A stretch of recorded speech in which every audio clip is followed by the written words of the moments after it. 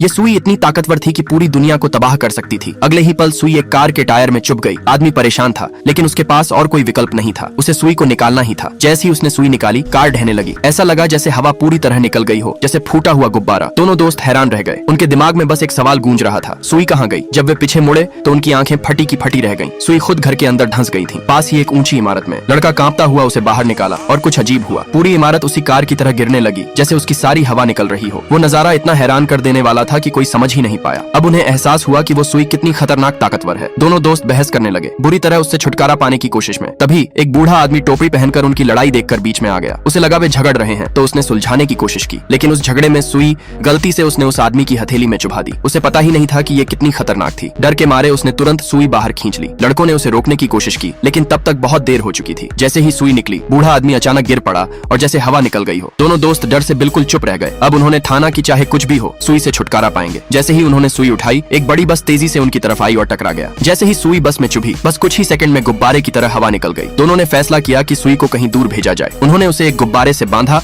और आसमान में उड़ने दिया। उन्हें लगा अब वे सुरक्षित हैं, लेकिन तभी गुब्बारा फट गया और सुई सीधे जमीन में धंस गई। तभी टोपी वाला आदमी किसी तरह फिर से हवा भरकर खड़ा हो रहा था। तभी वो धमकी देने लगा कि मैं तुमको गिरफ्तार करवा दूंगा। डर के मारे दोनों ने तुरंत सुई जमीन से निकाली और भागने लगे। और उसी वक्त एक डरावनी आवाज गूंज उठी, मानो उसकी सारी हवा निकल रही हो। अगले ही पल वे दोनों पूरी दुनिया के साथ सिमट गए, जैसे फूटे हुए गुब्बारे की तरह सारी हवा निकल गई।